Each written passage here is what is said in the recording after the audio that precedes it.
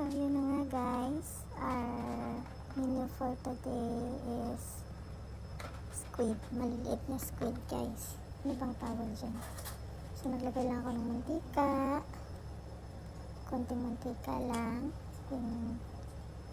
Ginisa na natin ng luya. Dapat pilis na kamatis dyan.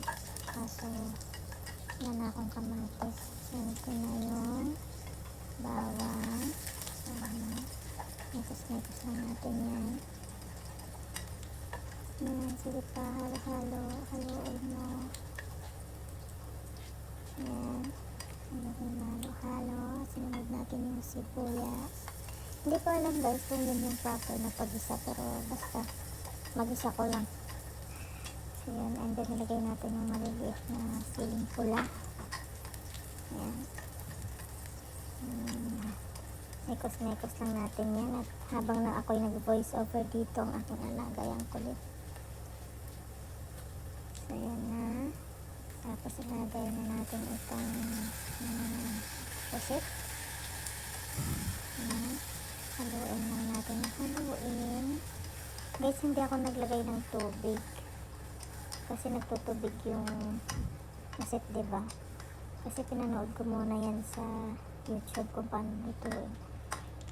So, hindi tayo magaling magluto. First time ko magluto ng pusit. Pero, kailangan natin pag-aralan para hindi tayo iwan. Sige lang. Lagyan ko lang ng paminta and yung ating magic. And haluin.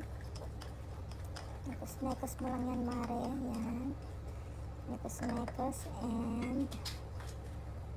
takpan. Yan. Takpan, diba magic? Pagbukas kumukulo na. Wala yung tubig guys ha. Walang tubig yan. Grabe yung tubig niya. So ayan na. Hintay natin na kumulo ng kumulo. Ayan. Pakuluin mo lang. Check ko lang ng check every 5 minutes or mafe-feel mo na ano. So naglagay na ako ng toyo. 2 full spoon lang ako dyan. Sinunod ko na syempre yung ating oyster sauce. Yan. Full lang yan. Ayan. So lang. Pagkatapos hindi ko masyadong nalo yan, ang tinakpan ko lang. So ang mga kasunod na makikita nyo ay bubukas ulit siya. Yan, diba? Napakuluan ko na yan guys. Pinakuluan ko na yan. So yung tinikman ko muna kung papasaba sa panlasa. Pero kung hindi, wala tayong magagawa. Kailangan pa rin natin yung lutuin yan. So yan, nalo ko ulit. Mekos ulit.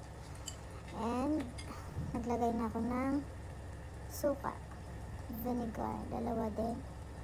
Full spoon din ako dyan. And ang nilagay ko ulit dyan guys is asukal. Naglagay ako ng konting asukal. Diba, Pinoy. Nilagay ako, tinakpan ko siya ulit. Yan, binuksan ulit, diba? Takip bukas lang tayo dyan. So, medyo natuyo-tuyo na siya guys. Nalagay ko na yung siling green. Yan. Dyan ko na siya talagang tinodo ko na yung pagtimpla guys. May mga dinagdag lang ako. Nagdagdag ako ng asin kasi medyo matabang.